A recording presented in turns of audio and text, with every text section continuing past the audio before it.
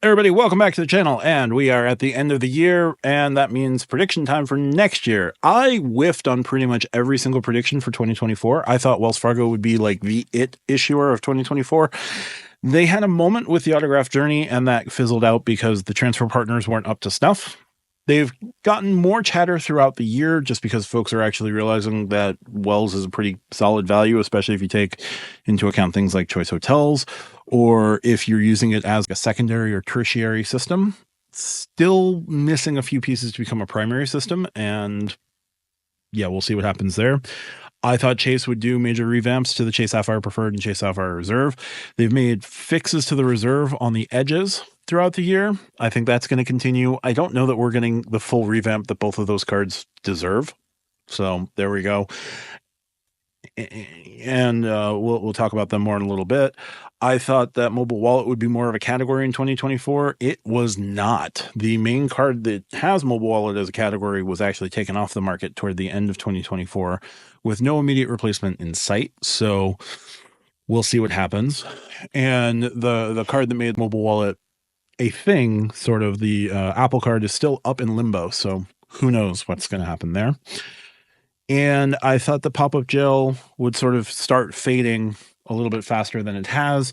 It is still very much a thing. It can still be beaten by, certain links and certain paths. I don't know the full extent of things. I don't pay attention to pop-up gel that much. I'm pretty sure if I wanted to go get a third American Express credit card, I wouldn't have a problem. But I'm not someone that lives the American Express life to the fullest as some other folks in this community. So I can't tell you the path to beat pop-up gel. But the up to offers are becoming more prevalent, but those are also still getting defeated by things like using a VPN, using incognito, using your sister's phone. Those sorts of paths are still beating the up to X number of points that American Express feels that you should get, and you tell American Express, oh, nay, and they get beaten. So that is still very much a thing. So I got that. I'm going to say I got that one wrong. And I did a couple of throwaway ones, but most of those didn't come to fruition either. So with that sort of luck in mind, let's talk about this year's predictions, because one right every so often, hey, why not? So here we go. We're going to lead off with, again, Wells Fargo, because I am just a man of delusions. I think the Wells Fargo Autograph Beyond is going to be the hit bank point producing card of 2025. I think it'll come out and be better than Strata Elite. And I think it will come out charging hard against the Sapphire Reserves and the Venture X's of the world. I'm not going to put the Platinum card in this conversation just because I think there's things that are going to be happening with the Platinum card. I'm going to talk about American Express in a little bit. So it's not going to come close to the Platinum card, but I do think it's going to put up a pretty strong fight against the Venture X and against the Sapphire Reserve, the two more established cards.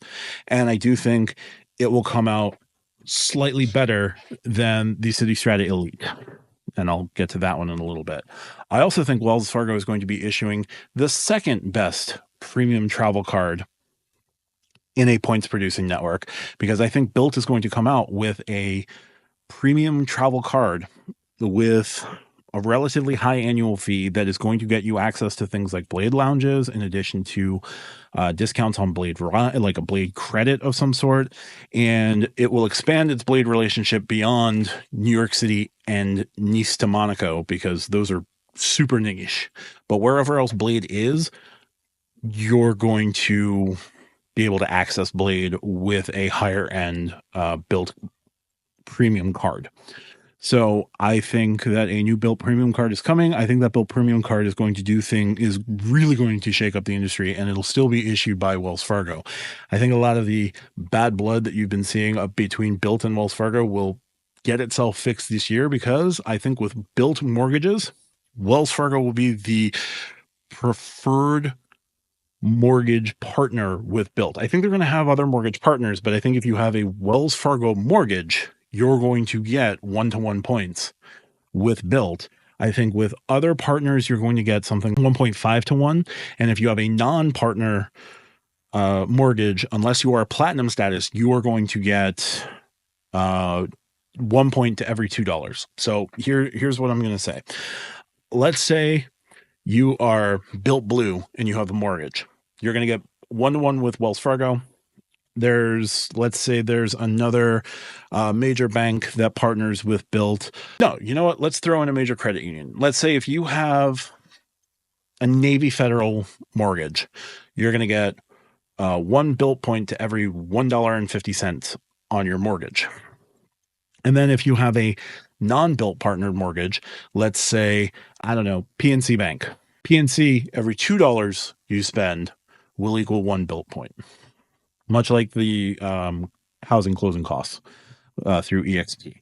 So I think that is coming to Bilt. I think that if you are Bilt Platinum, regardless of who your mortgage is with, you will get 1-to-1 Bilt point $2 spent on mortgages. I think if you are Bilt Blue, there will be some cap somewhere around 25 to 30,000 points a year, depending on your monthly mortgage payments. I think if you're Bilt Silver, that might go up to 50,000 point cap. Bilt Gold, say 75,000 point cap, and let's say 150,000 point cap at Bilt Gold, and let's say 200,000 point cap with Bilt Platinum. Because they know that if you're spending that much through Bilt, you've got some funds to play with, potentially, right? So Bilt Platinum, they're going to make status matter by making Bilt Platinum 1-to-1 regardless of who your mortgage is through. Bilt Gold will get something like 1.5 to 1. Everything else would be 2 to 1, right? So they're going to encourage you to go up and get Bilt Gold or Bilt Platinum status. I think this premium Bilt card will come out with Bilt Silver included in the annual fee, but no other escalators to fast track to Gold or Platinum. But with everything else Bilt is doing, you'll have your own fast tracks kind of in place. So I think Wells Fargo is going to be issuing the 2 most talked about premium travel credit cards that are bank issued and points producing. Don't know that is going to be the most talked about travel credit card of 2025. But my first prediction, the Wells Fargo Autograph Beyond becomes the most talked about and comes out swinging hard point producing bank issued credit card. I think Wells Fargo, who issues the Bilt card, will also be issuing the second most talked about premium travel credit card in the game that produces points, transferable points.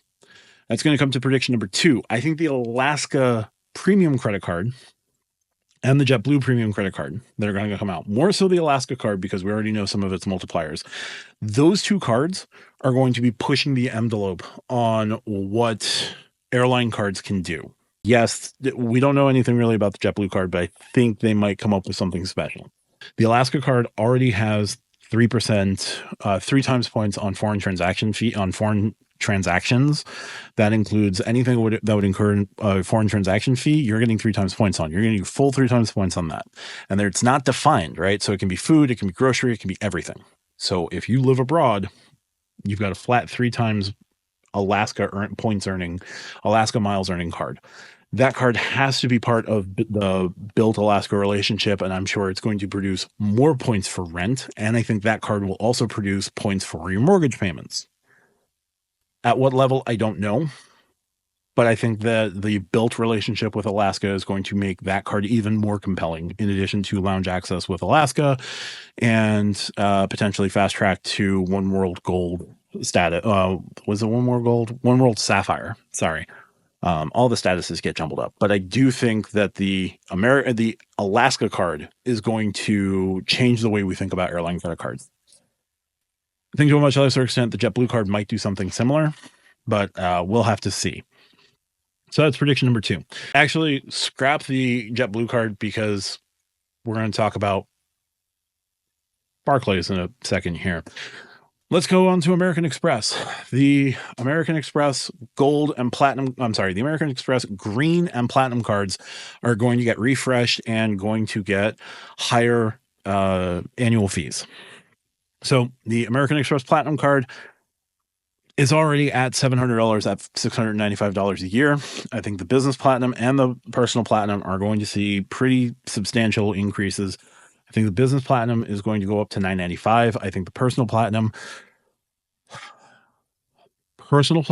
won't be far behind at $949.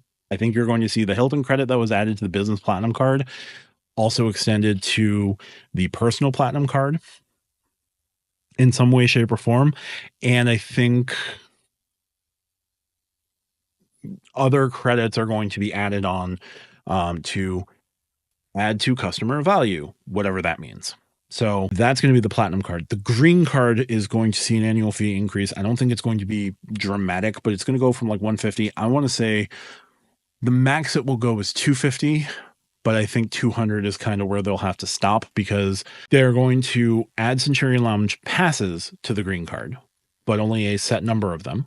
And you won't be able to use those passes if the lounge is at capacity, obviously, or if there's a wait list of any sort, like you're not going to be able to use those passes, but they're going to take out the Lounge Buddy credit, put in Centurion Lounge, a Centurion Lounge credit, pass credit onto the American Express green card, and so that it gives it that je ne sais quoi, right? In addition, you'll probably see a Resi credit as well, biannual, much like the American Express Gold card. That'll be $100. So you're going to add, let's say, full value of those two credits it will be about $250. I'm going to value the Resi credit at $100. I'm going to value the passes to the Amex Centurion lounges. I'm going to say there's going to be 4 passes, but value them at $150, but potentially up to $200. So $200 to $300 in credits there, an increase of up to $100 on the annual fee. You're going to keep the clear credit. Multipliers will probably stay the same, and you might see a gas multiplier added to the green card. Those are my primary predictions for American Express. My secondary prediction here with American Express, they're not going to replace the everyday and everyday preferred on the membership reward point earning side. They're just going to leave that space kind of behind. If you're willing to play American Express's game, you're going to pay American Express's prices, and American Express knows that they have a customer base large enough that they can get away with this. So no annual fee, access to membership rewards. American Express has had the attitude of Blue Business Plus or bust. They're going to continue that attitude through 2025. Whether or not that affects the business, I don't know. But given what American Express is able to do year in and year out, they're going to push this to the limit. So, yeah, I think that's where American Express is going. I think with Citi, we're going to move to Citi. I think Citi Strata Elite is going to be is hotly anticipated. But I think Citi's going to Citi this somehow, and it's going to end up being a bit of a dud because everyone is expecting a Prestige 2.0, right? The big thing with the Prestige was getting those 2 fourth night frees, and then those got through the Citi travel portal, and then those got nerfed. Maybe you'll get one back. Maybe. Priority Pass restaurants, I'm pretty sure, are going to go away. Citi has filed a trademark for Strata Lounge. Priority Pass is going to get out ahead of this. And if they have a contract coming up in 2025, they're going to remove the restaurants preemptively. That is just my prediction there. But I do think that Strata Elite is not going to be the card we think it's going to be. And I don't think you're going to get like anything else like Admirals Club access with this card. I don't think you're going to get anything beyond something that will come between what Prestige was and what Premier is. That's just where I am on Citi. Also, I don't think you're going to hear anything about transfer partnership with American Airlines at all in 2025. If you hear something, the earliest you'll hear something is 2026, but I'm reticent to say that. So we've covered Wells Fargo and Bilt. We've covered American Express. We've covered Citi. Let's talk about Barclays. I think Barclays is going to sell the rest of their the rest of their travel card back book to various companies through 2025. Now they're supposedly launching the JetBlue card in 2020, a new JetBlue card in 2025. There may be something that occurs where the JetBlue cards get transferred right around the time of that launch, where the JetBlue premium card isn't underwritten by Barclays, and as part of a sale to another issuer, whether it is Capital One is lacking for co-brand cards. Wells Fargo is probably going to start making up the losses that they've been taking on the Bilt card, and could be looking to expand their co-branded relationship with other banks, with other airlines and hotels. Snagging JetBlue, especially as they're launching a premium card, would probably be a good get for Wells Fargo. Chase always lurks around because Chase is the biggest and scariest bank around. Chase can buy whatever they want, whenever they want, however they want. So Barclays is going to sell off the rest of their travel division.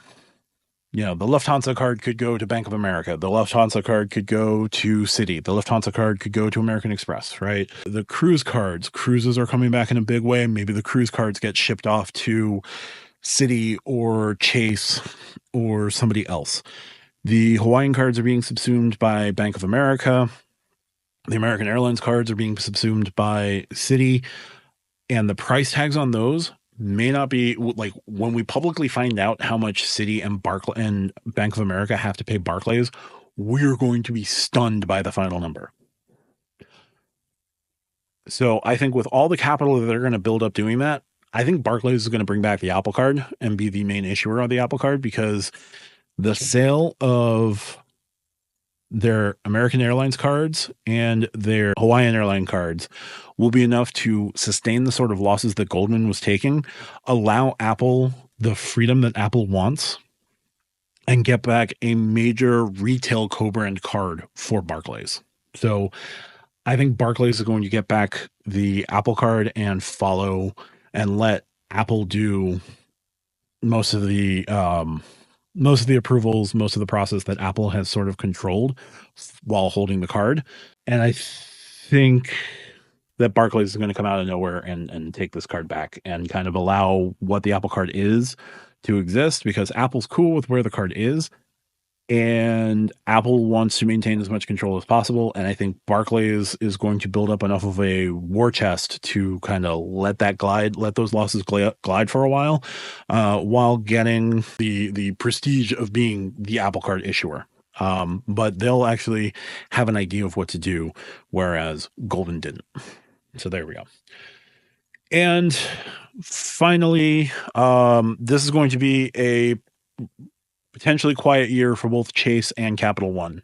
Capital One is going to finish the Discover merger, and after that, they're going to start figuring out what to do in the aftermath. They're going to have lots of redundancies. There are going to be a lot of layoffs. There's going to be a lot of tearing down before they start building out the Discover network to be the key that it is to this deal.